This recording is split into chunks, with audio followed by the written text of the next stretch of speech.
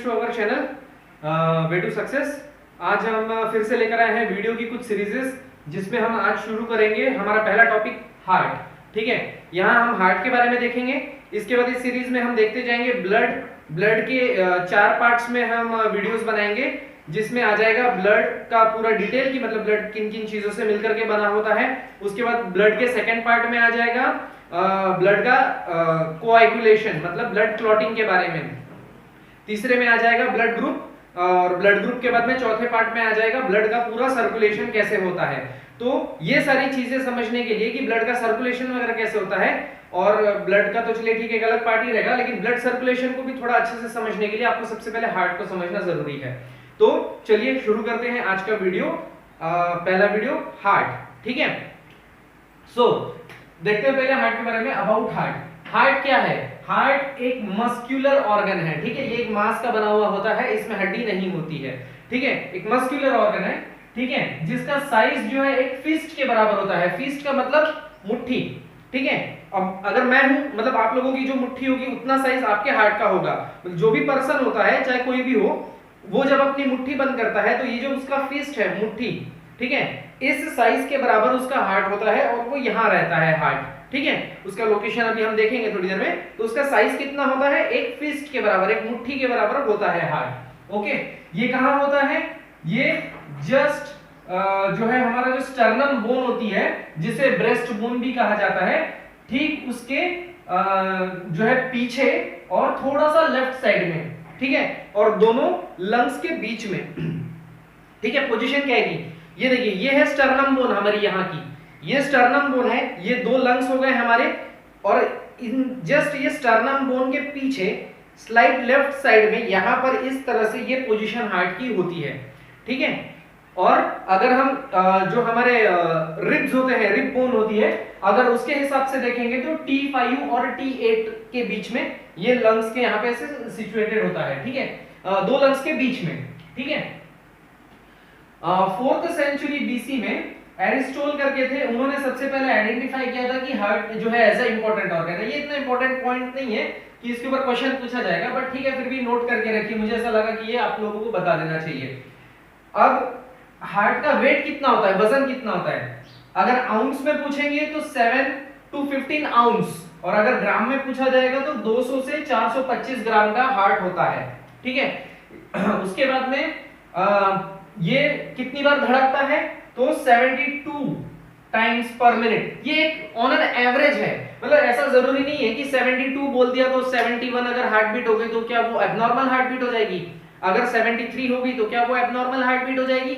ये जो 72 निकाला जाता है कि 72 पर मिनट है, तो ये क्या होता है जब ट्रायल लिया जाता है, जब रिसर्च किया गया कि भाई हार्ट कितनी बार धड़कता है पर मिनट, तो 100 लोगों को लिया गया। ठीक है, मतलब एक एग्जांपल बता रहा हूँ, रिसर्च इसी तरह से किया जाता है, बहुत ज्यादा ग्रुप ऑफ पीपल्स में पहले ये देखा जाता है और उसका एक एवरेज निकाल लिया जाता है। तो कई सारे लोगों में हार्ट बीट चेक की गई, किसी की 80, किसी की 85, किसी की 70, किसी की 75। तो इस तरह से उसको नोट डाउन करते चले गए। ठीक है, और नोट डाउन करने के बाद में जब सबका एक एवरेज निकाला गया तो पता चला कि एक एवरेजली हार्ट 72 पर मिनट जो है धड़कता है। ठीक है, और उसके बाद में अगर 24 घंटे की बात करें तो ये छोटा सा एक मतलब फैक्ट टाइप है, क्वेश्चन शायद ही पूछे इसके ऊपर, लेकिन फिर भी जान के रखिए। अगर 24 घंटों की बात करें तो 24 घंटे में एवरेजली हार्ट तकरीबन 1 लाख बार धड़कता है। कितने बार? 1 लाख टाइम्स। और ये उतनी देर में कितना ब्लड पंप करता है पता है? 2000 गैलन ऑफ ब्लड। हमारे बॉडी में इतना 2000 गैलन ब्लड होता नहीं है, एवरेजली हमारे बॉडी में जो ब्लड होता है उसकी उसका जो अमाउंट है वो 5 लीटर है। जब हम ब्लड के बारे में पढ़ेंगे तो मैं आपको इसमें वहां डिटेल में अच्छे से बताऊंगा कि ब्लड कितना होता है।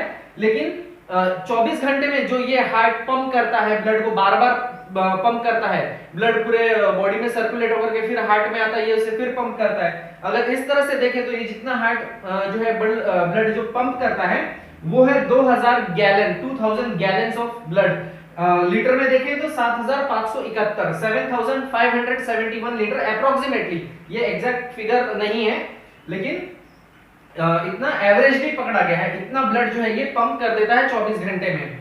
ठीक है, अब हार्ट का काम क्या है? ब्लड को पंप करना, ये हार्ट का काम है, जिसकी वजह से क्या होता है?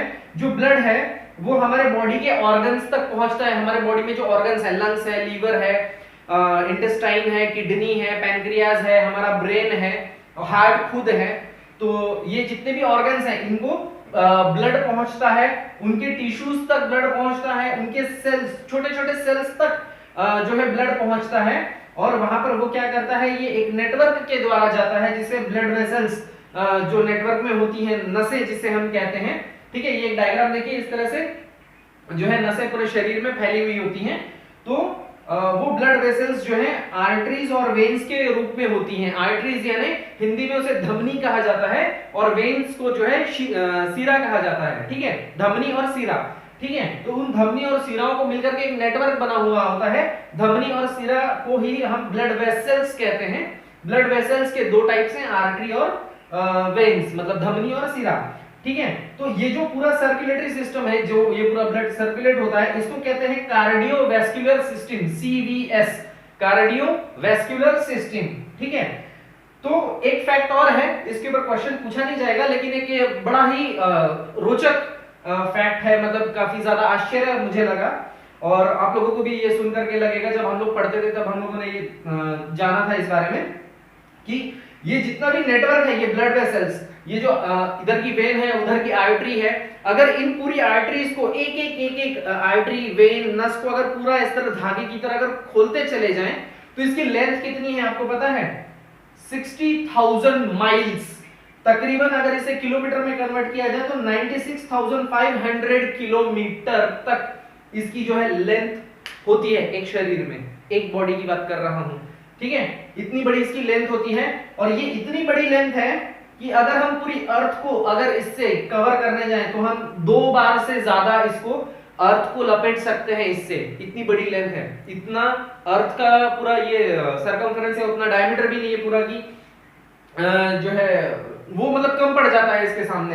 पूरा अर्थ को आप लपेट सकते हैं इससे 2 बार से ज्यादा, वो भी, ठीक है। इतनी बड़ी इनकी लेंथ होती है। ये सिर्फ एक रोचक तथ्य के रूप में इसको जान के रखिए। मुझे नहीं लगता इसके ऊपर कोई क्वेश्चन पूछा जाएगा, पर लेकिन कोई भरोसा नहीं, पूछ लेते हैं तो याद रखिए सिर्फ इस चीज को। उसके बाद ब्लड का और क्या मतलब हार्ट का और क्या काम है कि ब्लड पंप करना। ब्लड पंप करने के बाद में जो ब्लड जा रहा है उस ब्लड का और क्या काम है, ये ब्लड क्या करता है, जो हमारे बॉडी के ऑर्गन, टिश्यू या सेल्स हैं छोटे छोटे, उन तक ऑक्सीजन पहुंचाने का काम करता है, न्यूट्रिएंट्स पहुंचाने का काम करता है, ठीक है। न्यूट्रिएंट्स मतलब ये जितने भी हम लोग मिनरल्स, विटामिन्स, ठीक है, जितने भी ये चीजें होती हैं जो पोषक तत्व होते हैं, न्यूट्रिएंट्स मतलब पोषक तत्व, ठीक है। ऑक्सीजन और पोषक तत्वों को जो है हर एक सेल तक पहुंचाने का काम इस ब्लड का होता है। और जब ये ब्लड वहां उनको ऑक्सीजन पहुंचा देता है तो ऑक्सीजन मतलब कैसा होता है कि एक छोटा सा खेल है, भाई मैं तेरे को तभी कुछ दूंगा जब तू मुझे कुछ देगा वापस, ठीक है। तो ऑक्सीजन देने के बदले में ये वहां से क्या उठा के ला लेता है, कार्बन डाइऑक्साइड जो वहां पे बनता है, ठीक है। Removes carbon dioxide, carbon dioxide को उन सेलों से ले लेता है और उन सेल्स को जिंदा रहने के लिए ऑक्सीजन वहां पे दे देता है। और साथ में पूरे बॉडी में जितने भी सेल्स होते हैं वहां पे मेटाबॉलिज्म होता ही है, मतलब कुछ ना कुछ पाचन क्रियाएं वहां चलती रहती हैं और वहां पर वेस्ट प्रोडक्ट बनते रहते हैं। तो ये कार्बन डाइऑक्साइड भी ले लेता है और उनके द्वारा बनाए गए वेस्ट प्रोडक्ट्स को भी ये वहां से ले लेता है और लेकर के ये वापस आ जाता है, ठीक है। तो ये है हार्ट के बारे में, ठीक है। ये इतना था। अब हम लोग देखते हैं दूसरा point, structure of the heart, ठीक है। हार्ट होता कैसे है, ठीक है। सबसे पहले जो ये हमारा हार्ट है, ठीक है, ये हार्ट जिस पोजीशन पे है, इस हार्ट को भी एक लेयर ने कवर करके रखा हुआ है। उस लेयर को कहते हैं पेरिकार्डियम, ठीक है। पेरिकार्डियम उसको कहा जाता है। पेरी, पेरी मतलब आउटर, बाहर चीज, बाहर का कवर, और कार्डियम, कार्डियम मतलब हार्ट को ग्रीक भाषा में कार्डियक भी कहा जाता है, इसलिए कार्डियम, ठीक है। हार्ट को कवर करके रखने वाली मेम्ब्रेन पेरिकार्डियम, ओके। ये भी डबल लेयर मेम्ब्रेन होती है। इसका जो आउटर सरफेस होता है वो नर्व टिश्यू से जो है घिरा हुआ होता है, और जो इसका अंदर वाला पार्ट होता है उसमें जो है ये होते हैं ब्लड वेसल्स होती हैं, मतलब नसें होती हैं। इस तरह से उसका पूरा सर्कुलेटरी सिस्टम होता है जो हार्ट को खुद जो है ब्लड प्रोवाइड कराता है, ठीक है। तो अब हम यहाँ से धीरे धीरे देखते हैं हार्ट के बारे में। और उसके बाद में ये हो गया हार्ट का आउटर लेयर पेरिकार्डियम, ठीक है। उसके बाद हार्ट की जो खुद मसल होती है, जो ये जो बाहर साइड से आप देख रहे हैं, ठीक है, ये हार्ट की मसल्स हैं, ठीक है, ये बाहर हार्ट की मसल्स हैं जो पेरिकार्डियम के अंदर होती हैं, तो उसको कहा जाता है मायोकार्डियम, ठीक है, मायोकार्डियम, ठीक है, पेरिकार्डियम बाहर, मायोकार्डियम खुद हार्ट की जो मसल है या कार्डियक मसल भी जिसको कहा जाता है, तो उसको कहा जाता है मायोकार्डियम, ठीक है। अब इसके अंदर और इनकी मसल्स होती हैं छोटी छोटी, ये जो आप लेयर देख रहे हैं ना इस तरह से, ये हार्ट के अंदर की मसल्स हैं, ठीक है। तो हार्ट के अंदर की मसल को क्या कहा जाएगा, अंदर की तरफ है तो एंडोकार्डियम, ठीक है, हार्ट के अंदर है इसलिए वो एंडोकार्डियम हो जाएगा, ठीक है। बाहर की लेयर पेरिकार्डियम, हार्ट की खुद की मसल मायोकार्डियम, और हार्ट के अंदर की जो मसल है वो एंडोकार्डियम, ठीक है। अब हार्ट जो है, वैसे तो हम लोग यहाँ पे ह्यूमन हार्ट के बारे में पढ़ेंगे, सबके अंदर अलग अलग हार्ट होता है, जैसे फिश जो मछली होती है उसको 2 ही चेंबर होते हैं हार्ट में, सांप रेप्टाइल्स है, क्रोकोडाइल मगरमच्छ, इन सब का हार्ट जो है ये 3 चेंबर वाला हार्ट होता है, ठीक है। तो जो ह्यूमन हार्ट है वो 4 चेंबर से बना हुआ होता है ह्यूमन हार्ट, ठीक है। तो वो हार्ट में जो 4 चेंबर है वो कौन कौन से हैं, सबसे पहला है राइट एट्रियम, ठीक है, राइट एट्रियम, ये वाला जो पार्ट आप लोग देख रहे हैं ना, ये वाला पार्ट, ये वाला पार्ट है राइट एट्रियम, इतना, ठीक है। राइट एट्रियम ये क्या करता है, राइट एट्रियम ये जो है बॉडी, जो पूरा हमारे बॉडी में से जो ब्लड फ्लो होकर के आ रहा है वो यहाँ पे कलेक्ट होता है, राइट एट्रियम में कलेक्ट होता है, मतलब एक साथ पूरा नहीं होता क्योंकि ब्लड सर्कुलेशन तो कंटिन्यू शुरू है, ब्लड आया आउटर की तरफ जाकर के सर्कुलेट होकर के फिर हार्ट में आया, फिर पंप होकर के जाएगा, ये ब्लड सर्कुलेशन में हम अच्छे से समझेंगे, पहले आप हार्ट का स्ट्रक्चर समझिए तो सर्कुलेशन अच्छे से समझ में आ जाएगा। तो राइट एट्रियम ये वाला पार्ट है राइट एट्रियम, इसका काम होता है कि पूरे बॉडी में से आ रहे ब्लड को कलेक्ट करना, ठीक है, किसके द्वारा, 2 वेन्स के द्वारा, एक है सुपीरियर वेना कावा और जो ये नीचे से आ रही है ये है इंफीरियर वेना कावा, ये जो नीचे से आ रही है इंफीरियर वेना कावा, और ऊपर के मतलब हमारे बॉडी का जो ऊपर वाला पार्ट है, ऊपर वाले पार्ट से जो ब्लड कलेक्ट करने का काम करता है वो है सुपीरियर वेना कावा और इंफीरियर वेना कावा, ठीक है। उसके बाद में ये राइट एट्रियम में आ जाता है, राइट एट्रियम में आने के बाद में ये क्या करता है, ये ब्लड को पंप कर देता है राइट वेंट्रिकल की तरफ, ठीक है, ये देखिए ये राइट वेंट्रिकल, नीचे वाला पार्ट जो है राइट वेंट्रिकल है, ठीक है, एट्रियम में से पंप किया उसने राइट वेंट्रिकल में, राइट वेंट्रिकल में पंप कर दिया उसने, क्यों, अब राइट वेंट्रिकल में पंप कर दिया ताकि वो फिर से उसको पंप करके बाहर भेज सके। एट्रियम का काम है कलेक्ट करके रखना, वेंट्रिकल्स का काम है कलेक्ट करके बॉडी में वापस फेंक देना, ठीक है। लेकिन ये जो राइट एट्रियम है, सॉरी राइट वेंट्रिकल है, राइट वेंट्रिकल, ये जो राइट वेंट्रिकल है ये ब्लड कलेक्ट करने के बाद में क्या करता है, ये जो 2 वेन्स आपको दिख रही हैं, एक है पल्मोनरी आर्टरी इस तरफ से और एक ये है पल्मोनरी आर्टरी दूसरी तरफ से, तो ये पल्मोनरी आर्टरीज क्या करती हैं, ये वेंट्रिकल इसमें से ब्लड वापस पंप करके बाहर फेंकता है, और ये पल्मोनरी आर्टरी, पल्मोनरी आर्टरी का मतलब ही है, पल्मोनरी का मतलब ही होता है लंग्स, फेफड़े, ठीक है। तो ये जो आर्टरीज हैं ये ब्लड लेके जाती हैं फेफड़ों की तरफ ताकि वहां पे कार्बन डाइऑक्साइड और ऑक्सीजन का एक्सचेंज हो सके, और जो है पूरे बॉडी में ऑक्सीजनेटेड ब्लड, मतलब जिस ब्लड में ऑक्सीजन ज्यादा होता है वो ऑक्सीजन पूरे ब्लड को पहुंचाया जा सके, ठीक है। अब यहाँ पे वेल्व्स होते हैं, वेल्व, ठीक है, वेल्व का मतलब क्या होता है, या फिर वाल्व भी कहा जा सकता है उसको, वाल्व, ठीक है।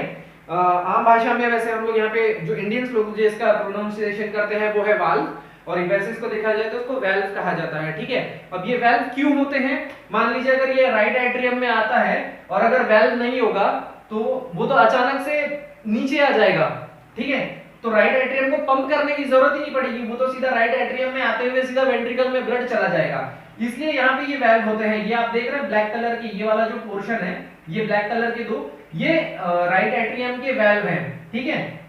और इस वेल्व को कहा जाता है ट्राइकस्पिड वेल्व, ये 3 होते हैं, एक्चुअली इसमें डायग्राम में नहीं दिखेगा, लेकिन जब एक्चुअली हम लोग डिसेक्शन करते थे, जब हम लोग फर्स्ट ईयर में थे, हम लोग पढ़ते थे, तो हम लोगों को हार्ट देखना होता था, हम लोग कट करके जब उसे देखते थे, तो ये जो वेल्व है ये एक्चुअली 3 ऐसा होता है, 3 ऐसे ट्रायंगल शेप में, ऐसे 3 इसमें होता है, मतलब जब बंद होता है तो तीनों एक साथ ऐसे करके बंद होते हैं, ठीक है, इसलिए उसको ट्राइकस्पिड, ट्राई का मतलब 3, ठीक है, वहां पे 3 वेल्व होते हैं ऐसे, ठीक है, लगे हुए होते हैं, मतलब वेल्व पूरा एक ही है लेकिन उसके स्ट्रक्चर में जो है इस तरह से वो ये है कि जब बंद होगा तो तीनों एक साथ ऐसे बंद होंगे, ठीक है।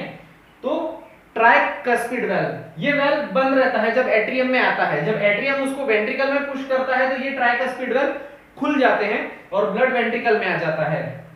ठीक है, अब ये जो पल्मोनरी आर्टरी जा रही है ये राइट वेंट्रिकल में से निकल रही है, राइट वेंट्रिकल में से निकल रही है, ब्लड इसे लेके जाना है। ठीक है, तो ये वेल्व का काम क्या होता है, वेल्व जो होते हैं या ये वाल्व जो होते हैं ये क्या करते हैं, ब्लड का जो फ्लो होता है ना उसको सिर्फ एक ही डायरेक्शन में रखते हैं। मान लीजिए अगर यहाँ पे ये वेल्व ना हो तो जैसे एट्रियम में आने के बाद एक तो डायरेक्टली वेंट्रिकल में आ जाएगा, और अगर वेंट्रिकल में आ जाता है तो ये फिर से राइट एट्रियम में ना चला जाए, इसलिए ये वेल्व होता है वन डायरेक्शन ओनली। आपने साइकिल की टायर में कई बार हवा भरी होगी, ठीक है, जब आप साइकिल की टायर में हवा भरते हैं तो जब आप उसके नोजल के वहां पे जब आप हवा भरने की मशीन लगाते हैं तो जब हवा अंदर जाती है तो अंदर ही जाती है, वो हवा वापस बाहर नहीं आती। क्यों? क्योंकि वो साइकिल के टायर या टायर ट्यूब में जो नोजल होता है उसका वहां पे वाल्व होता है। ठीक है, वो वाल्व हवा का एक ही डायरेक्शन रखता है, अदरवाइज आपका साइकिल में हवा भरने का कोई मतलब ही नहीं। इधर हवा भरी फस से हवा बाहर फिर से, तो यहाँ पे ब्लड बाहर ना आ जाए या फिर ब्लड और किसी डायरेक्शन में ना चला जाए, इसलिए यहाँ पे ये वाल्व लगाए हुए होते हैं। ठीक है, तो ये ट्राइकस्पिड वाल्व क्या करता है, उसका अदर जो वापस वो राइट एट्रियम में ना चला जाए उसके लिए, उसके फ्लो को रोकने के लिए, या फिर वो एक ही डायरेक्शन में फ्लो हो, इसलिए वहां पे होता है। अब ये जो पल्मोनरी आर्टरी के बारे में मैं आप लोगों को बता रहा था, ये राइट वेंट्रिकल से निकल रही है। अब ये राइट वेंट्रिकल से निकल रही है, ठीक है, तो इसका भी कोई ना कोई वाल्व वहां पे होगा जो ब्लड को वापस नीचे ना आने दे। ठीक है, तो ये वाला जो पोर्शन आप लोग देख रहे हैं ना, ये वाला पोर्शन, ठीक है, ये होता है पल्मोनरी वाल्व। ठीक है, क्योंकि पल्मोनरी आर्टरी में वो वाल्व लगा है इसलिए उसको पल्मोनरी वाल्व कह दिया गया है, इससे आप इसको याद रख सकते हैं। पल्मोनरी आर्टरीज ब्लड को लंग्स की तरफ लेके जा रही हैं। ठीक है, और उसमें जो वाल्व है वो पल्मोनरी वाल्व है। राइट एट्रियम में जो वाल्व है उसका नाम है ट्राइकस्पिड वाल्व। ठीक है, जो सुपीरियर वेना केवा है ये ऊपर बॉडी के ऊपरी पार्ट से हमारे ब्लड लेकर आता है, और इंफीरियर वेना केवा जो है ये बॉडी के निचले वाले भाग से ब्लड लेकर के आता है। ठीक है, अब उसके बाद में ये जो पल्मोनरी आर्टरी है ये जो राइट साइड में जा रहा है राइट लंग्स को लेके जाता है, और इधर वाली जो है वो लेफ्ट लंग को लेकर के चली जाती है।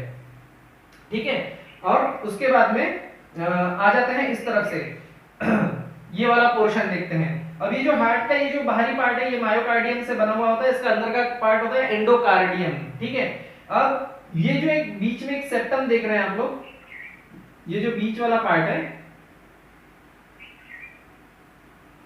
ये जो मैंने डार्क कर दिया है, ठीक है, ये वाला, ये जो है इसे सेप्टम कहा जाता है। ठीक है, ये क्या करता है, हार्ट के जो पार्ट्स हैं, मतलब right atrium, left atrium, right ventricle और लेफ्ट वेंट्रिकल, ये जो चारों पार्ट हैं इन चारों पार्ट्स को अलग करके रखने का काम करता है।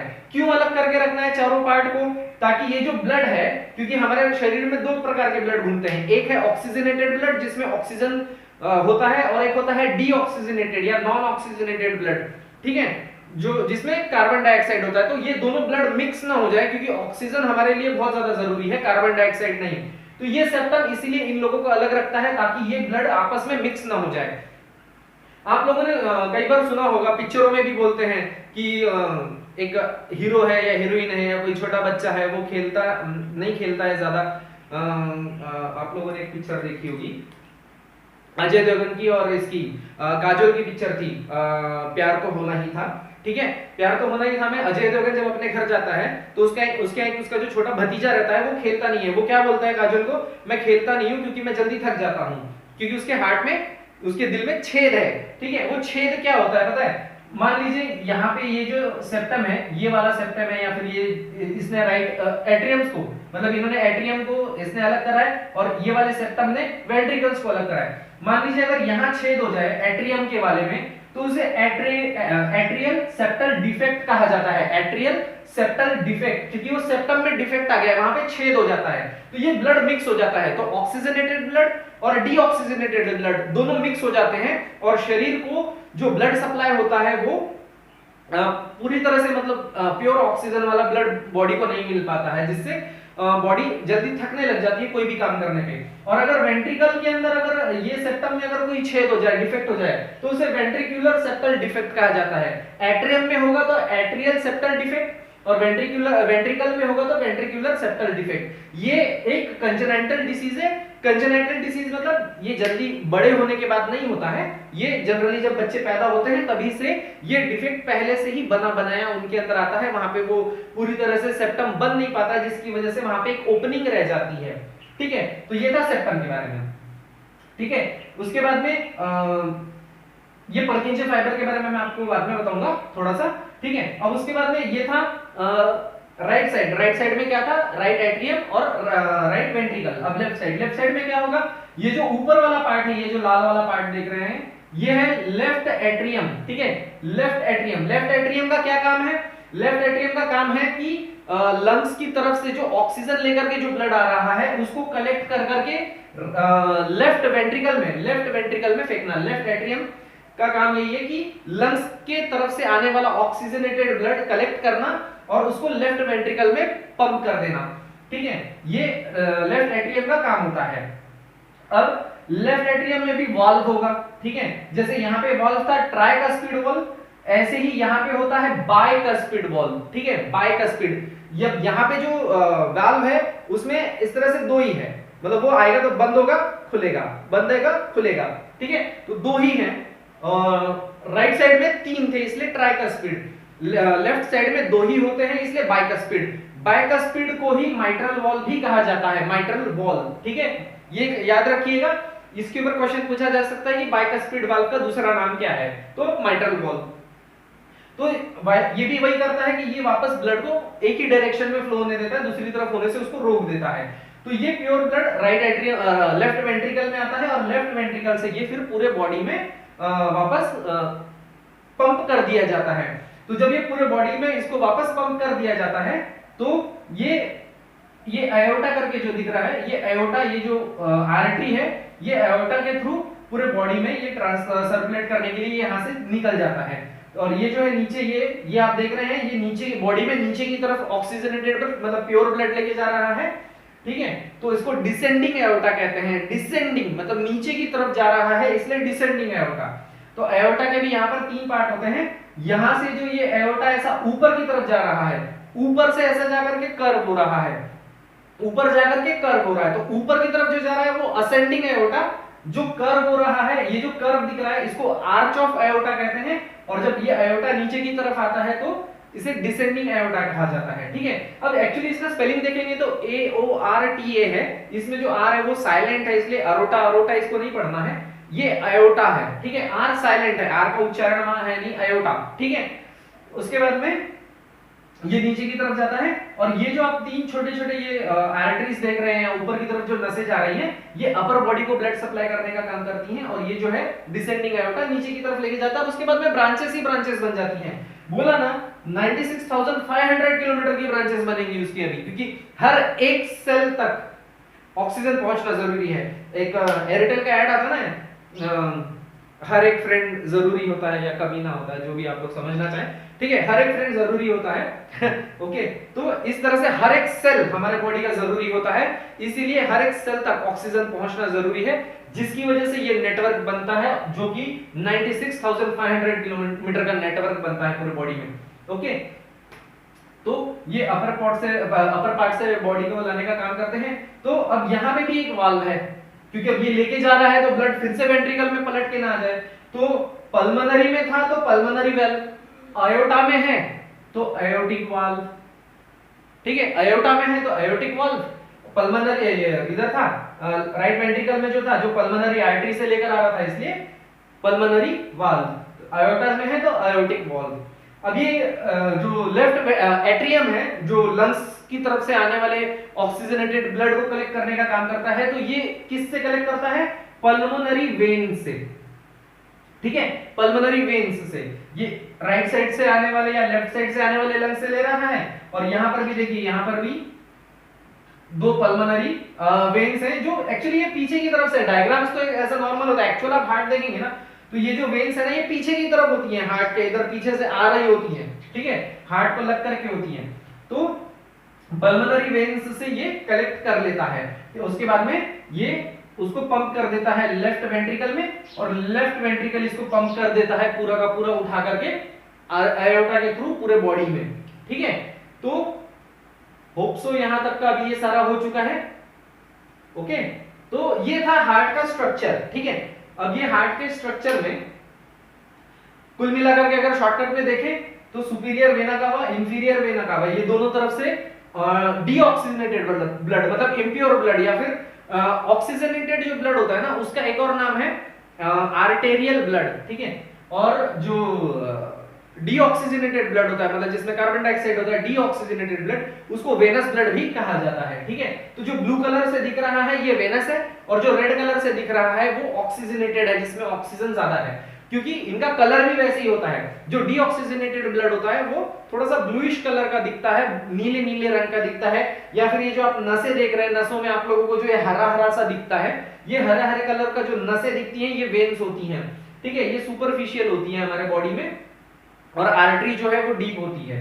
ठीक है, उसके बारे में मैं आपको ब्लड जब पढ़ाऊंगा तब आपको समझाऊंगा, और सर्कुलेशन में भी आप लोगों को बताऊंगा कि आर्टरीज और वेन कहां कहां होती हैं या कैसे होती हैं। ठीक है, शॉर्टकट में तो इन शॉर्ट अगर देखें तो हार्ट के 4 चेंबर हैं, right atrium, right ventricle, left atrium और लेफ्ट वेंट्रिकल। ठीक है, राइट एट्रियम में ब्लड आता है, कलेक्ट होता है, डीऑक्सीजनेटेड ब्लड, वो उसको राइट वेंट्रिकल में पंप कर देता है, राइट वेंट्रिकल उसे पंप कर देता है पल्मोनरी आर्टरी के थ्रू लंग्स की तरफ दोनों, और उसके बाद में वो लंग्स में जाकर के वहां पे ऑक्सीजन और कार्बन डाइऑक्साइड का एक्सचेंज होता है, और वहां से वो ब्लड रिटर्न आता है प्योर बन करके पल्मोनरी वेन्स के द्वारा। पल्मोनरी वेन्स के द्वारा ये एंटर करता है लेफ्ट एट्रियम में, लेफ्ट एट्रियम में आने के बाद में लेफ्ट एट्रियम उसको पुश कर देता है लेफ्ट वेंट्रिकल में, लेफ्ट वेंट्रिकल उसको फिर पुश कर देता है उठा करके एओर्टा की तरफ, एओर्टा की मदद से पूरे बॉडी में। ये एक छोटा सा एक इसका सर्कुलेशन है हार्ट के इसमें का, और ये इसका स्ट्रक्चर होता है superior vena cava, inferior vena cava, pulmonary artery, pulmonary veins. ठीक है, उसके बाद में right atrium, right ventricle, left atrium, left ventricle.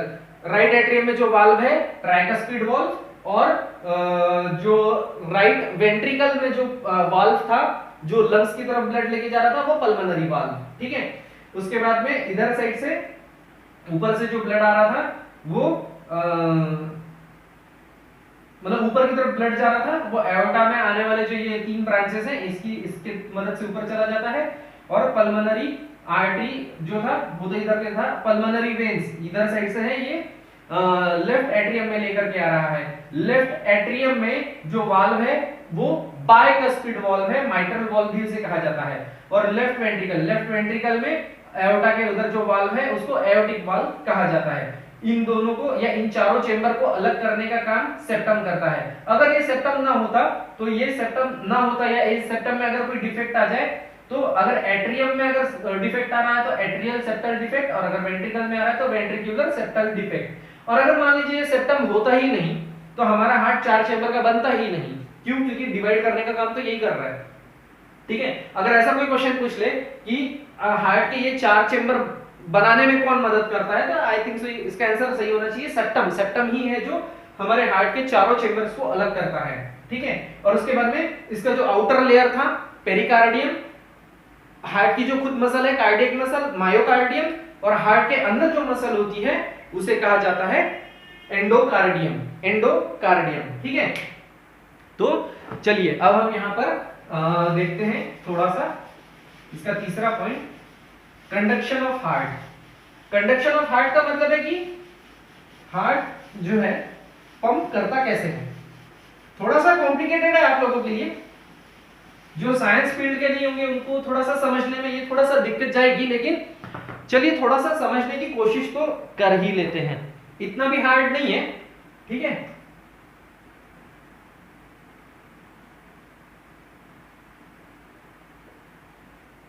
Conduction system. ठीक है, तो देखिए कंडक्शन सिस्टम में क्या होता है। देखिए ये जो मैंने आपको मायोकार्डियम बताया था ना, ये मायोकार्डियम में क्या होता है, इसमें खुद एक जो है इलेक्ट्रिकल इंपल्सेस होती है। ठीक है, ये इलेक्ट्रिकल इंपल्सेस क्या करती है मायोकार्डियम में कि ये क्या करती है हार्ट को कॉन्ट्रैक्ट होने में, कॉन्ट्रैक्शन, हार्ट का कॉन्ट्रैक्शन करने में मदद करती हैं। उन मायोकार्डियम से आने वाला इलेक्ट्रिकल इंपल्स। ठीक है, अब ये इंपल्सेस आते कहां से, ये डायग्राम मैंने अभी इसलिए नहीं मिटाई है क्योंकि अभी मैं आपको यहां पर इसके बारे में समझाऊंगा। ऐसे नोड क्या है, उसके बाद में कहां गया, हाँ एवी नोड क्या है, ऐसे नोड एवी नोड, ठीक है ये अभी बाकी है। और उसके बाद में परकिंजे फाइबर सभी क्या काम करने वाला है, ये हम लोग अभी कंडक्शन सिस्टम में ही देखने वाले हैं। तो यहां पे से अभी हम थोड़ा सा उसको समझेंगे। तो ये जो मायोकार्डियम है, ठीक है, इसके अंदर ये इलेक्ट्रिकल इंपल्सेस आती हैं और इलेक्ट्रिकल इंपल्सेस कैसे आएंगे भी समझेंगे थोड़ी देर में। तो वो क्या करती हैं, हार्ट को कॉन्ट्रैक्ट करने का काम करती हैं। हार्ट को कॉन्ट्रैक्ट मतलब दबा देना, पचका देना, ताकि वो ब्लड को पंप कर सके, ठीक है। उसके बाद में क्या होता है कि पूरे इसमें इलेक्ट्रिकल इंपल्सेस जो है शुरू हो जाते हैं, मतलब एक रूटीन चालू हो जाता है। जैसे आपको एक बटन दबाइए तो एक इलेक्ट्रिकल इंपल्स जाता है, लाइट जल जाता है, पंखा घूमने लग जाता है, और अगर पंखा है घूम रहा है तो वो घूमता ही रहेगा, ठीक है। तो एक इलेक्ट्रिकल इंपल्सेस जो है ना, इसका एक सीक्वेंस ही स्टार्ट हो जाता है, इलेक्ट्रिकल इंपल्सेस का सीक्वेंस वहां पर स्टार्ट हो जाता है। तो अब ये स्टार्ट कैसे होता है, ये जो हम यहां पर देख रहे थे अभी ऐसे नोड, ये यहां पर होता है, प्रेजेंट होता है, ठीक है। मैं आपको इसको थोड़ा सा अलग कलर में करके समझाता हूं। देखिए क्या है, ये वाला जो पोर्शन है, ठीक है, ये वाला पोर्शन, ये दिख रहा है, ये ब्लैक कलर का मैंने किया, ये ऐसे नोड है। ये ऐसे नोड जो है ना, ये इलेक्ट्रिकल इंपल्सेस वहां पर भेजने का काम चालू कर देता है। ये क्या करता है, ये चारों तरफ फैला हुआ होता है। ये देखिए यहां से आया, इधर चला गया, इसकी ब्रांचेस पूरे लेफ्ट एट्रियम में चली गई, फिर यहां से ये डिवाइड होता है, राइट एट्रियम में जाता है, राइट वेंट्रिकल में रहता है, और ये सेप्टम से होते हुए वेंट्रिकल्स में भी चला जाता है यहाँ पर, ठीक है। और यहाँ पर एक आप ये देख रहे होंगे, इसे कहा जाता है एवी नोड, ठीक है, ऐसे नोड और एवी नोड। तो ये जो ऐसे नोड है, ये पेसमेकर भी कहा जाता है, या इसको नेचुरल पेसमेकर भी कहते हैं। तो ये जो इलेक्ट्रिकल इंपल्सेस हैं, ये स्टार्ट हो जाती हैं एसए नोड से। इस ऐसे नोड को नेचुरल पेसमेकर भी कहा जाता है, ठीक है। पेसमेकर ये क्या करते हैं, हार्ट के कॉन्ट्रैक्शन और रिलैक्सेशन के रिदम को मेंटेन करने का काम करते हैं। तो इसको नेचुरल पेसमेकर भी इसे कहा जाता है। अब ये पेसमेकर्स क्या करते हैं, ये जो हार्ट की जो मसल्स फाइबर्स है ना, यहाँ पे जो मायोकार्डियम है, एंडोकार्डियम है, इसके अंदर ये पूरा ऐसा फैला हुआ नेटवर्क रहता है। तो जैसे ही यहाँ से इलेक्ट्रिकल इंपल्सेस जाता है, तो ये उसको कॉन्ट्रैक्शन और रिलैक्सेशन होने में मदद करते हैं, ठीक है। उसके बाद में, ठीक है,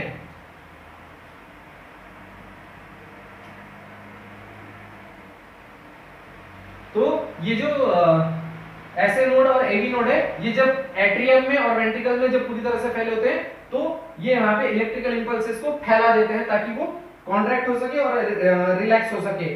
अब ये ऐसे नोड का काम था पहले, एवी नोड का काम अभी क्या है, अब एवी नोड क्या करेगा, अब ऐसे नोड इसने क्या किया, इलेक्ट्रिकल इंपल्सेस पूरे हार्ट में इस तरह से ब्रांचेस बने हुए उस तरह से फैला दिए।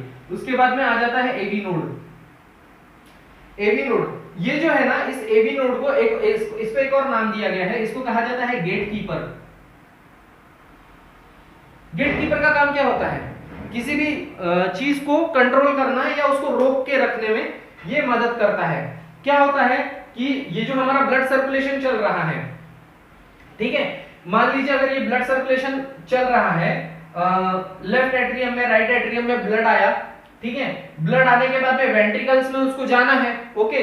अगर ये ब्लड यहाँ पे नहीं जा रहा है या यहाँ चला गया है, ठीक है, और अगर ये इलेक्ट्रिकल इंपल्सेस अगर बहुत जल्दी अगर जा रहे होंगे, तो ये क्या करेगा, इसमें आया हुआ ब्लड पूरी तरह से वेंट्रिकल में आएगा ही नहीं, आधा आएगा और ये आधा ही ब्लड पंप कर देगा, ठीक है। तो ये एवी नोड क्या करता है, एज अ गेटकीपर काम करता है। क्या करता है, ये इंपल्सेस को कंट्रोल करता है,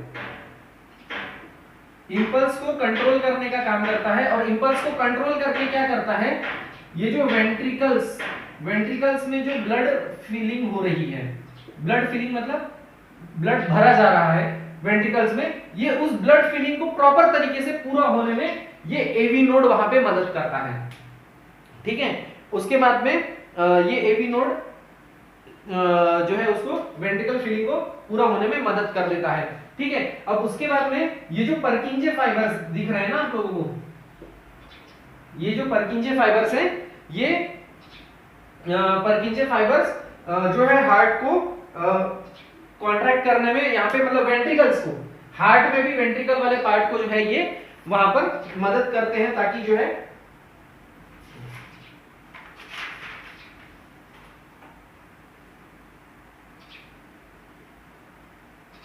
सिंक्रोनाइज, जो जिसको कंडक्शन कहा जाता है, सिंक्रोनाइज मतलब ऐसा नहीं कि जैसे एट्रियम में ब्लड आया तुरंत वेंट्रिकल में पहुंच गया, वेंट्रिकल में वो ब्लड पहुंचा नहीं कि तुरंत ब्लड मतलब हार्ट ने उसको उठा करके पंप कर दिया, ठीक है।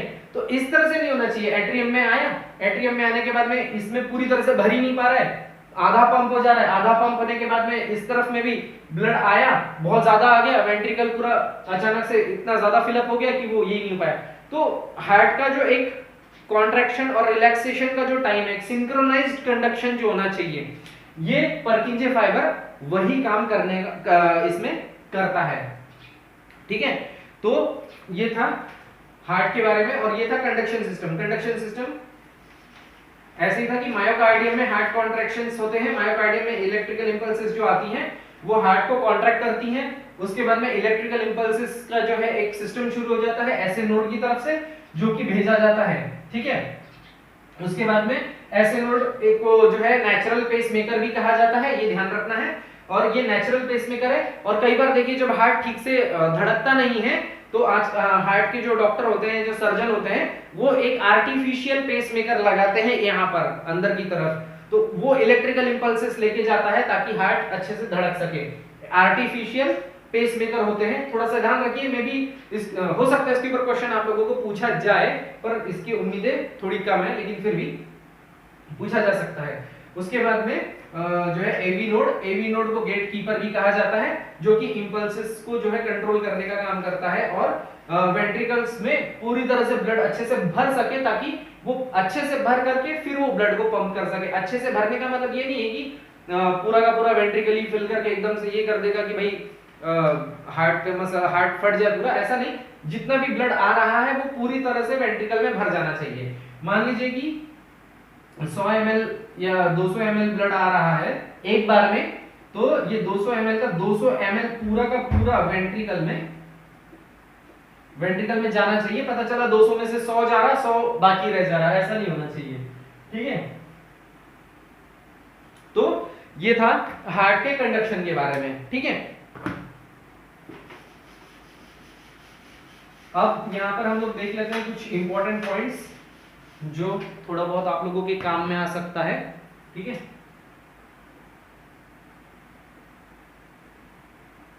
इंपॉर्टेंट पॉइंट्स, ठीक है। इसमें हम लोग देख लेते हैं आर्टरी के बारे में। आर्टरी क्या होती है? आर्टरी एक ब्लड वेसल है, ठीक है, टाइप ऑफ ब्लड वेसल, एक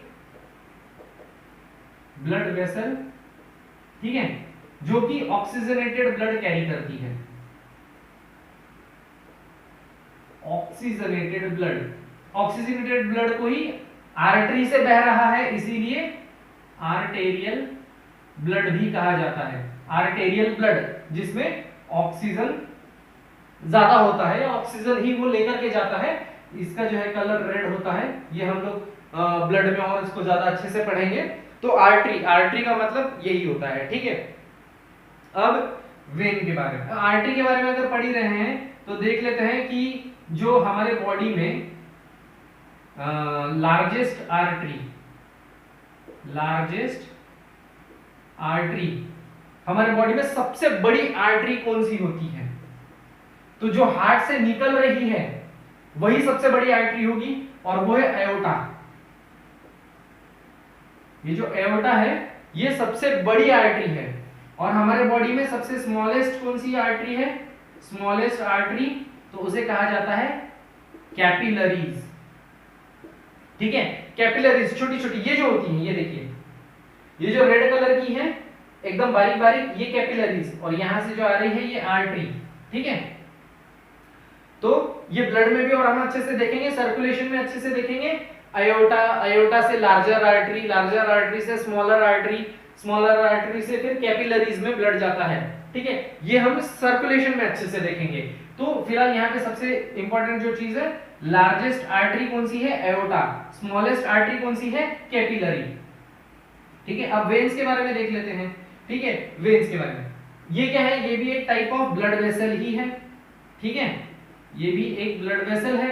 ठीक है, ये ऑक्सीजनेटेड ब्लड लेके जा रहा था, ये डीऑक्सीजनेटेड ब्लड लेके जाएगा। ठीक है, ये थोड़ा सा ब्लूइश इन कलर होता है। ठीक है, ब्लूइश या ग्रीनिश बोल सकते हैं, एक्चुअली ग्रीन होता नहीं है, ब्लूइश ही होता है। ठीक है, और ये ऑक्सीजनेटेड ब्लड लेके जाता है, आर्टरी में से लेके जा रहा था इसलिए आर्टेरियल ब्लड। ठीक है, वेन्स में से लेके जा रहा है तो इसको वेनस ब्लड कहा जाता है।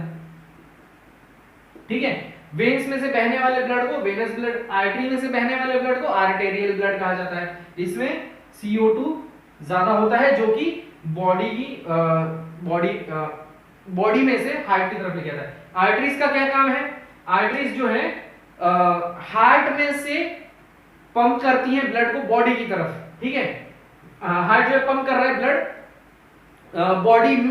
बॉडी में ऑर्गन्स तक, टिश्यू तक, उसके सेल तक अगर कोई पहुंचा रहा है तो आर्टरी पहुंचा रहा है। वेन्स का काम क्या है? पूरे बॉडी में से ब्लड कलेक्ट करके हार्ट की तरफ लाना, और आर्टरी का काम है हार्ट से ब्लड को बॉडी की तरफ लेके जाना। समझ रहे हैं आप? जिसका काम क्या है? हार्ट से बॉडी की तरफ ले जाना। और वेन्स का काम क्या है? बॉडी से हार्ट की तरफ उसको लेकर आना। ठीक है, अब आर्टरीज और वेन्स में दो एक्सेप्शंस हैं। ठीक है, एक्सेप्शंस इसलिए हैं कि वो सुनने में एक्सेप्शंस लगते हैं, लेकिन वो एक्सेप्शंस है नहीं, उनके फंक्शन के हिसाब से ही उनका नाम सही रखा गया है, लेकिन उल्टा हो जाता है सिर्फ। ठीक है, उल्टा क्या हो जाता है? आर्टरी क्या कर रही है? ऑक्सीजनेटेड ब्लड लेके जा रही है। वेन्स क्या कर रहा है? डीऑक्सीजनेटेड ब्लड लेकर के जा रहा है। लेकिन हमारे बॉडी में दो ऐसी आर्टरीज हैं, या एक आर्टरी है जो डीऑक्सीजनेटेड ब्लड लेके जा रही है। आर्टरी डीऑक्सीजनेटेड ब्लड लेके जा रही है। ऐसी कौन सी आर्टरी है जो डीऑक्सीजनेटेड ब्लड लेके जा रही है? वो आर्टरी जिसको लेके जाना चाहिए ऑक्सीजनेटेड ब्लड, प्योर ब्लड, लेकिन वो लेके जा रही है डीऑक्सीजनेटेड ब्लड, और वो है पल्मोनरी आर्टरी। पल्मोनरी आर्टरी, ये एक अकेली ऐसी आर्टरी है जो डीऑक्सीजनेटेड ब्लड कैरी करती है। अब ऐसी कौन सी वेन है अकेले हमारे बॉडी में जो ऑक्सीजनेटेड ब्लड लेके जा रहा है? ऐसा एक ही ब्लड है जिसे कहा जा रहा है पल्मोनरी वेन। ठीक है, अब आप बोलेंगे ऐसा क्यों? इसमें अगर डीऑक्सीजनेटेड ब्लड लेके जा रहा है तो ये पल्मोनरी वेन, इसको कहा जाना चाहिए और इसको पल्मोनरी आर्टरी कहा जाना चाहिए, लेकिन नहीं। देखिए, आर्टरीज और वेन का जो डेफिनेशन है क्या है? ठीक है, वो ऑक्सीजनेटेड ब्लड कैरी कर रहे हैं, लेकिन जो है उसकी डेफिनेशन एक्चुअली क्या है? आर्टरी जो है हार्ट से ब्लड लेके जाकर के पूरे बॉडी में पहुंचाने का काम कर रही है। इसकी डेफिनेशन क्या थी? Heart to body. ठीक है, इसकी डेफिनेशन क्या थी? Body to heart.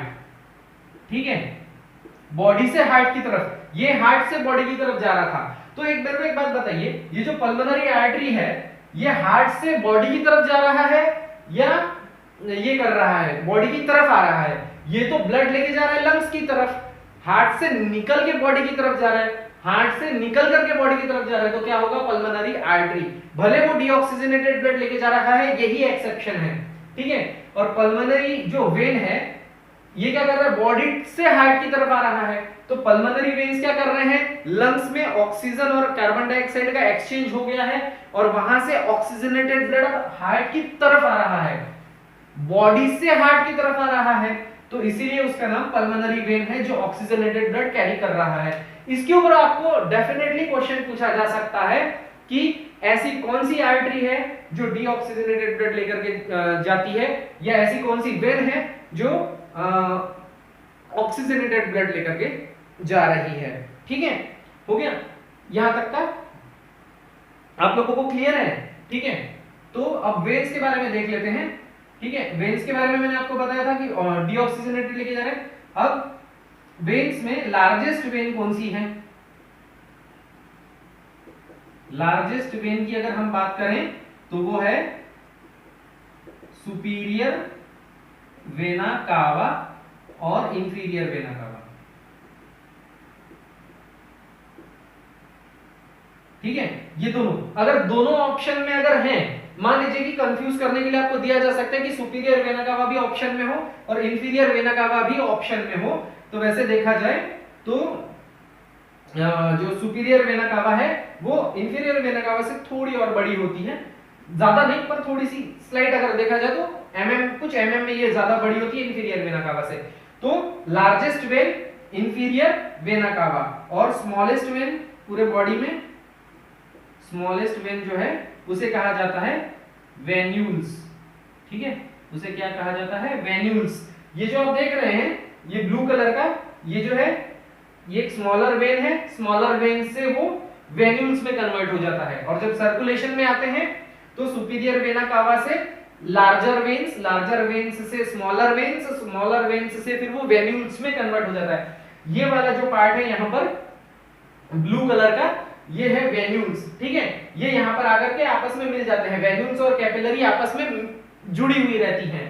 तो ये जो जुड़ा हुआ पार्ट है इन दोनों का, ठीक है,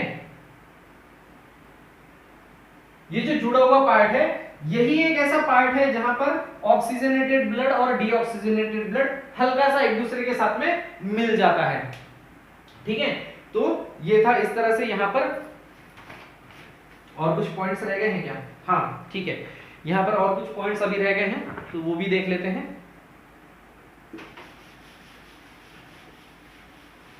तो ये वाले पॉइंट्स तो मैंने यहाँ पर लिखे हुए हैं, चलिए मैं आपको यहीं पे समझा देता हूँ। ठीक है, अब हार्ट देखिए, पूरे हमारे बॉडी में एक नर्वस सिस्टम भी होता है। ठीक है, हमारे ब्रेन्स में से नर्व्स निकलती हैं और पूरे बॉडी में फैलती हैं, वो भी इलेक्ट्रिकल इंपल्स कंडक्ट करती हैं।